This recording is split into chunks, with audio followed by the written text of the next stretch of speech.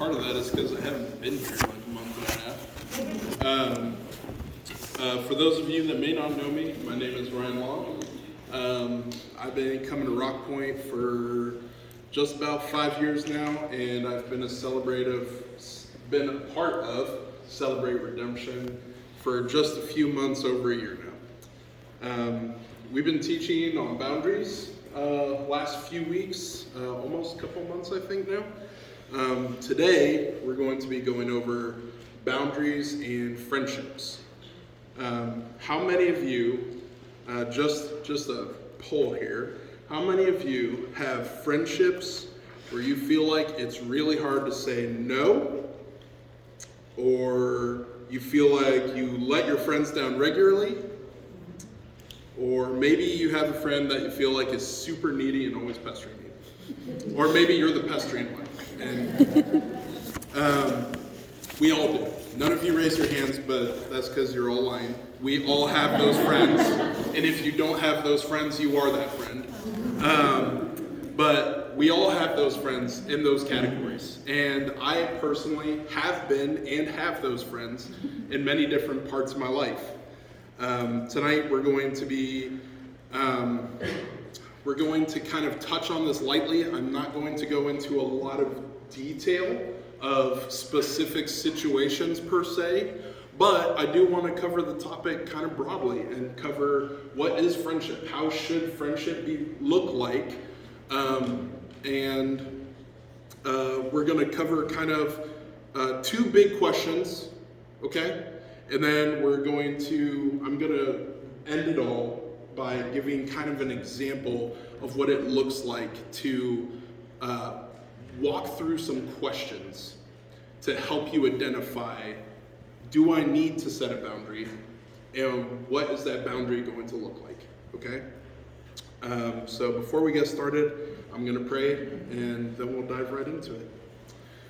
Lord, thank you so much for this day that you have made.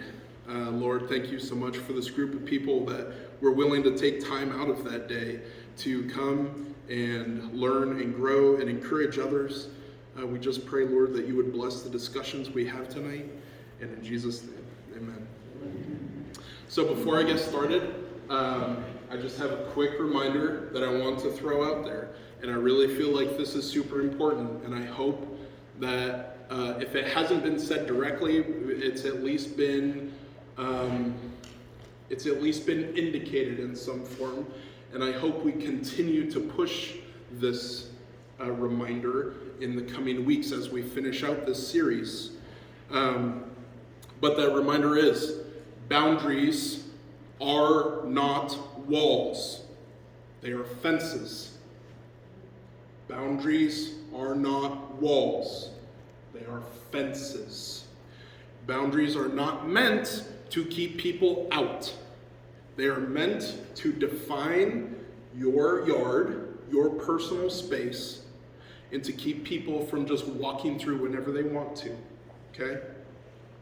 You are not, the goal of the boundary is not for you to keep people from being able to look in or from coming in ever, the way a wall does. Boundaries are meant to be fences where your neighbor can come to it and have a conversation with you from across it, to wave at a neighbor across the street, or to say hi. Maybe you could even put a little gate in over here and let people in every once in a while, or lock it when it's late at night and you're like, I'm done, okay? But the point is, they can still interact with you through a boundary, okay? When God created man, he said, it is not good that man should be alone. We are created in God's image, and part of being in that image is to have fellowship with other people, the way that God has fellowship perfectly with himself within the Trinity. Friendships are a vital part of our lives, and to cut people out by building a boundary as a wall and using that boundary as a wall is detrimental to yourself and to the people that care about you. again, I hope just a reminder, and I hope that is continually presented as we finish these discussions on boundaries. Now, that being said, friendships. For the purpose of tonight, I just want to define what a friendship is very quickly. A friendship is a non-romantic relationship that is attachment-based rather than function-based. A friendship is a non-romantic relationship that is attachment-based rather than function-based. So basically, that means I hang out with Donald because I really like Donald, and not just because Donald can probably fix the lights in my kitchen. I'm friends with Luke because I really like Luke, not because I'm not going to tell you what he's good at, because then you're all going to want to be friends with him. But it's helpful. Friendships can be really tricky sometimes, and setting boundaries with your friends can feel especially difficult to deal with, because the only thing holding a true friendship together most of the time is the attachment itself, that mutual like of each other. There's no wedding ring keeping you committed. You don't work with them, so you're not being forced to see them every day. And it's just the friendship itself. It's a mutual attachment to each other. And oftentimes, it may seem super fragile, and like the smallest little thing could break it apart. But despite all that, we all still seek out friendships, don't we? We all look for them in one way or another. It's absolutely essential to our lives in many ways. St. Augustine, an old theologian, once said, "In this world, two things are essential: life and friendship. Both should be highly prized, and we must not undervalue them." And C.S. Lewis wrote, "Friendship is the greatest of worldly goods. Certainly to me, it is the chief happiness of life." Because friendship is so important to us, we might have some objections about putting boundaries in place. We might have some concerns about, I don't really want to mess it up. So I'm going to go over two main. I feel like these are pretty broad, and I feel like they apply to a lot of us. The first objection or question, how it's phrased, might be this. What if my closest friends are actually my family? I don't really need friends outside of them because my family is so close. We do everything together, right? Some people have extremely close family ties, and that is a good thing. It's a blessing to have a close-knit family that is tight-knit and enjoys its time together. However, if this tight-knit family makes you think that you don't need friends outside of it, then you are abusing God's design for your family. God did not design your family to last forever. God did not design your family to take over an entire street block, as much as my mom and I know my wife's parents would love for that to be true. God designed the family as a training ground, okay? He designed it for you to learn abilities, to be given tools that will help you be successful in your own life, separate from them. And if you live in a Christian home as a parent, or as one that was brought up in a Christian home, then you have also been given the responsibility of leading your children by example and showing them what it looks like to follow Christ.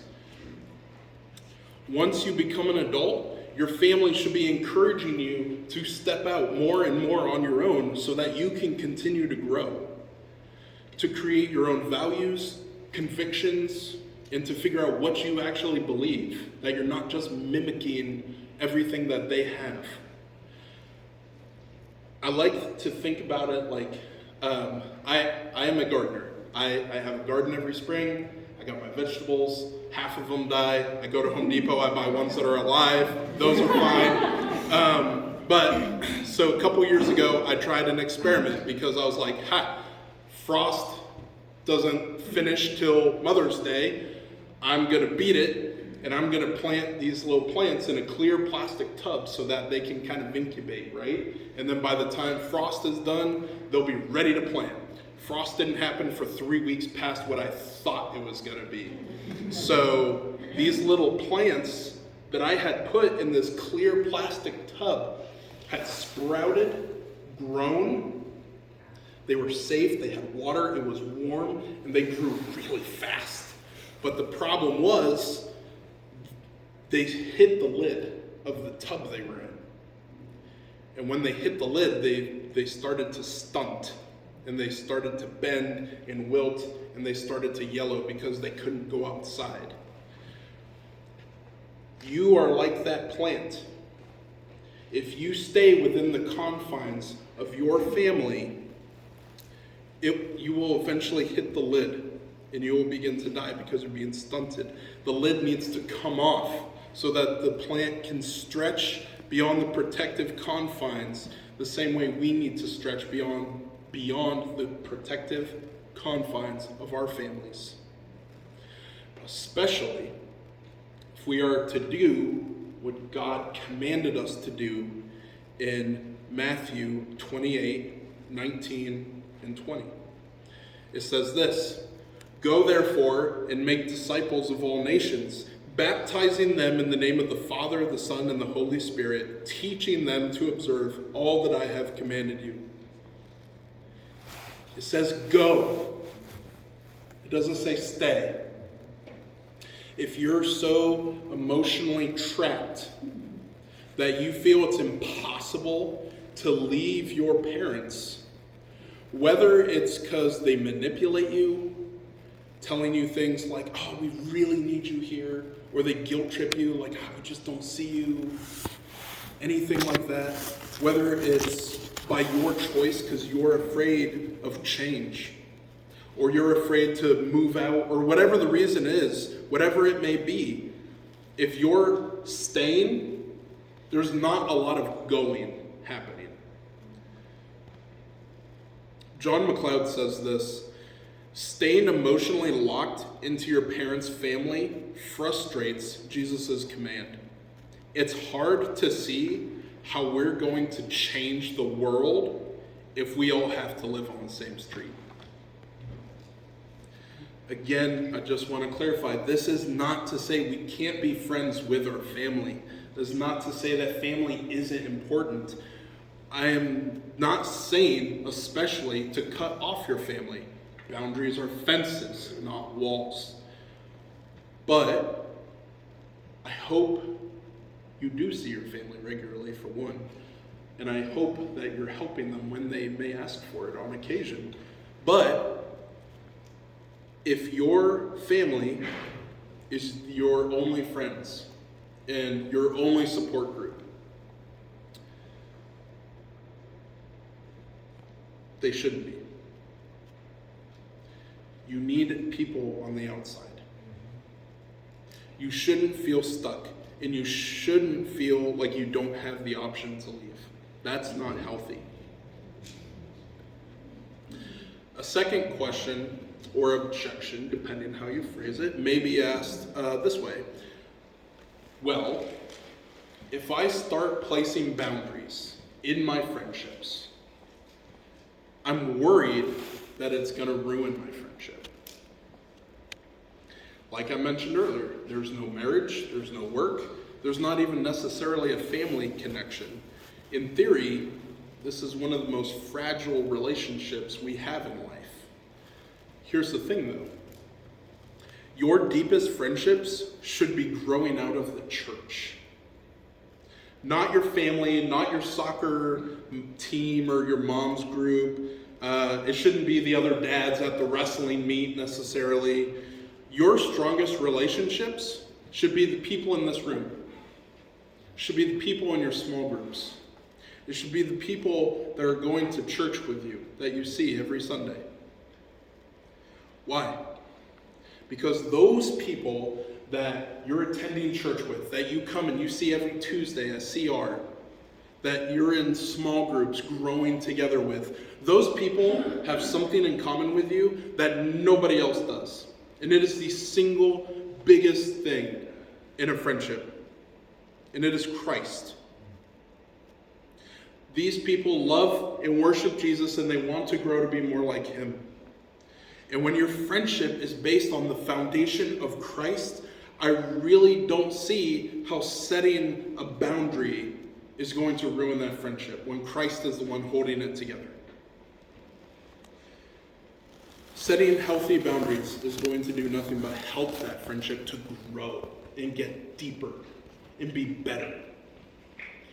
But what about your friendships that maybe aren't based on Christ? What about your friends that aren't Christians? What kind of stability is there for that friendship? Many of us, hopefully all of us, are to reach the world if we're not friends with some non-believers, right? But many of us, including myself, are friends with non-Christians. And I'll be honest with you, just this last week, I received an ultimatum from one of those friends. He told me if I continue to share Christ with him, then he would have no choice but to cut me out of his life. In reply to that, I told him, I'm afraid that eventually that will be your only option then. Because Christ is the center of my life. He has changed everything about me. He has given me reason to live. He is the very breath and purpose of my life. And being my friend means you are going to hear about Christ.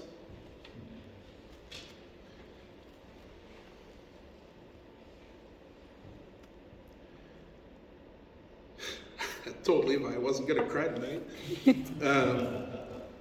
My heart breaks for him because he's so lost and he doesn't realize it. And honestly, that friendship is going to break. He probably will cut me out of his life because he is at a point where Christianity is so offensive to him, he can't stand to be around it. He won't be the first, though. A man I consider my best friend while growing up, a friendship that lasted 12 or 13 years, cut me out of his life for the exact same thing last November. It says in 1 Corinthians 1, verse 18, in the New Living Translation, the message of the cross is foolish to those who are headed for destruction. But we who are being saved know it is the very power of God. Christ is at the center of our lives. It is inherently dangerous for us to choose someone to be our closest friend, our confidant, the one that we share our deepest, darkest secrets to, when they do not trust Christ the same as we do. They don't and they can't understand about what we believe. They do not sympathize with us on the same levels as the people in this room about your sin, your addictions, your struggles, your family issues, your past that you're trying to work through. They can't, and they won't until they come to Christ. They don't understand the spiritual struggles that we go through or why we're always reading the Bible, trying to be more like Christ. Like it says in that verse, they think we're fools. Here's the amazing thing. Christ is the glue that holds all our relationships together. And it's the love of Christ for us that allows us to love others. to work together, to help one another, much the way that we do here.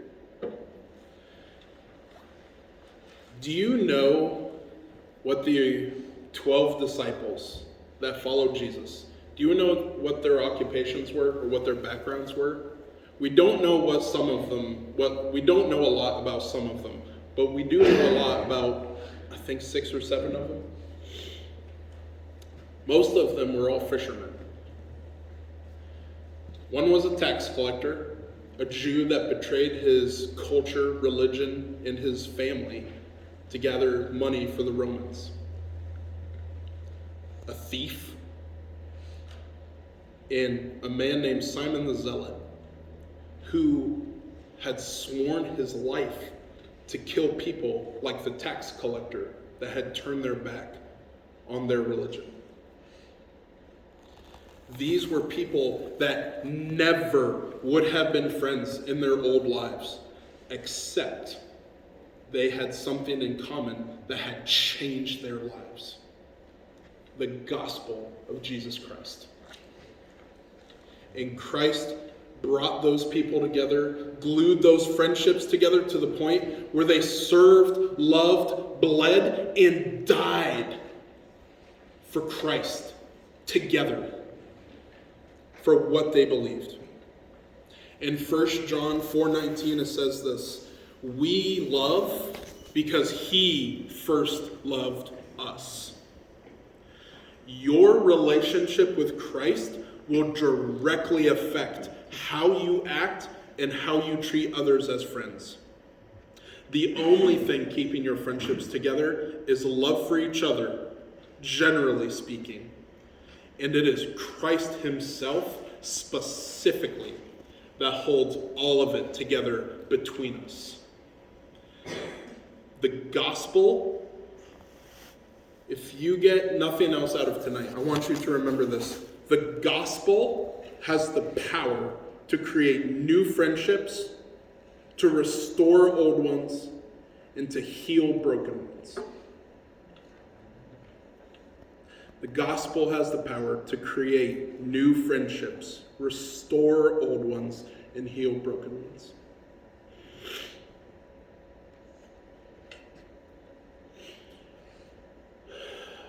As I wrap this up, I'm going to give you guys a quick example of what it might look like to realize that you need boundaries in a friendship.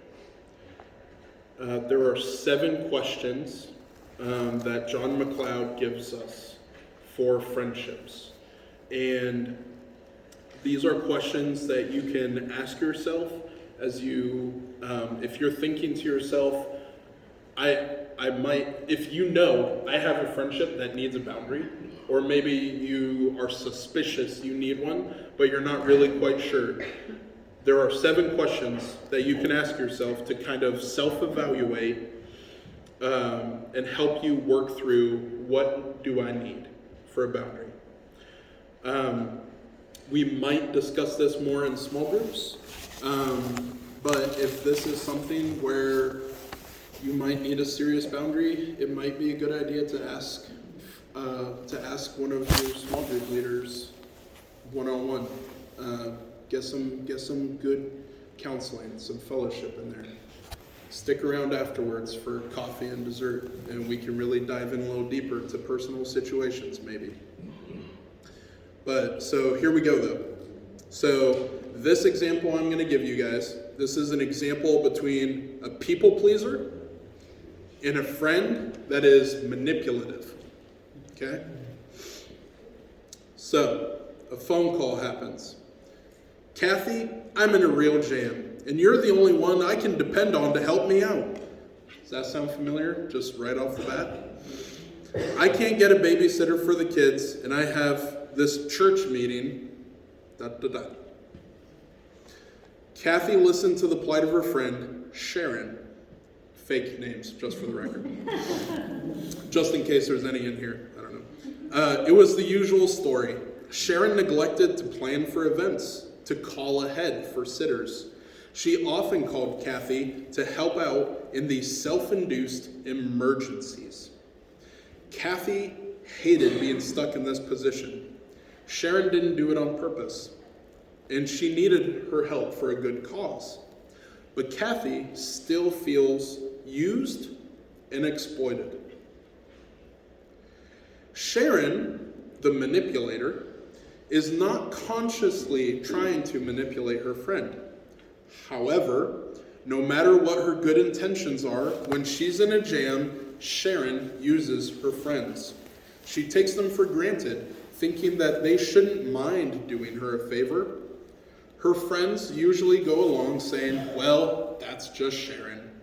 But in doing so, they often tamp down their resentment that they feel towards her for these emergencies. So, based off that little story, here are 7 questions that we're going to use to evaluate what's happening, okay? 1, what are the symptoms? The people pleaser, Kathy, feels resentment at the manipulator, Sharon, for all her constant last-minute requests. She feels unappreciated, and she begins to avoid her friend. What are the roots of the problem? This is a question that's going to require a little bit more self-reflection. You might be a part of the problem. The problem might be solely on your friend. It might be both of you. So for this particular example, it is twofold. The manipulator, Sharon's problems began with her parents. They always bailed her out at the last minute for everything, from term papers to overdue bills. She's never had to face her own responsibilities. The people pleaser, Kathy, on the other hand, grew up afraid of hurting others by setting boundaries.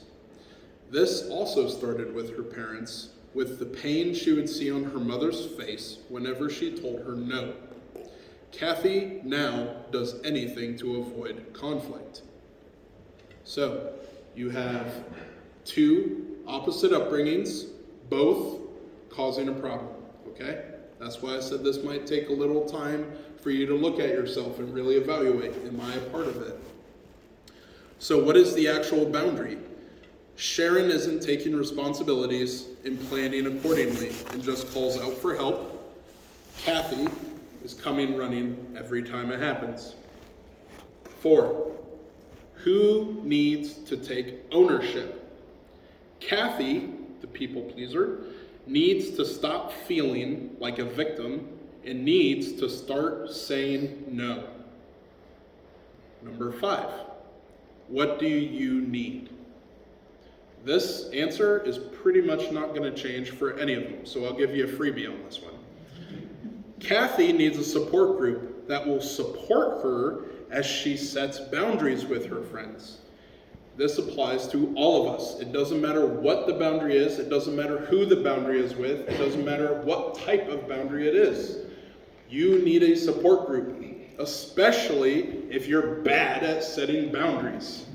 You're going to need people like myself, not me for the women, but I am a very aggressive person. And if you're telling me a problem, I am going to tell you, you know what you should do? Is you should say no.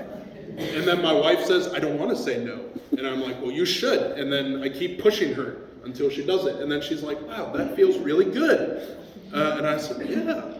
But just saying, you need a support group that will help you, that will support you, that will encourage you and say, you can do it. You need these people.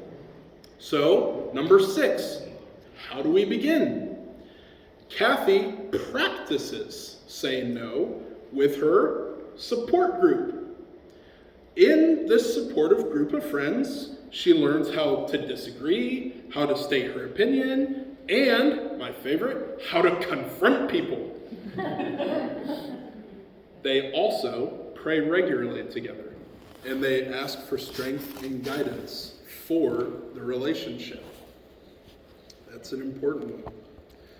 Number 7, last one. How do we set the boundaries moving forward? Kathy with the encouragement of her support group, tells Sharon about her feelings of being used and taken advantage of. She explains how she would like a more mutual relationship. Then she lets her friend know she won't be taking any more emergency babysitting jobs. Sharon, who did not realize she was hurting her friend, is very sorry about the problem, and she begins to take more responsibility for her schedule. After a few failed attempts to get Kathy to babysit last minute, and Kathy saying no, she missed a few important meetings. Now she starts planning for events a week or two ahead of time. So as we're heading into our small groups tonight, these are the questions that I want you to take home with you. And I want you to try to think about a friendship, and if you don't have one, that's okay. But think about a friendship that you feel needs a boundary, and kind of take these questions into consideration, and let's do a little self-evaluation. And let's encourage one another to move forward, to seek God in these relationships. And we'll see what comes of the next few weeks. I would look forward to hearing stories about boundaries we're all putting in place. I'm going to pray, and then I think we're going to sing one more song. Lord, thank you again so much for this group of people gathered together. Lord, thank you for the rain and for the sunshine. Lord, thank you for the cool air. Father, we just ask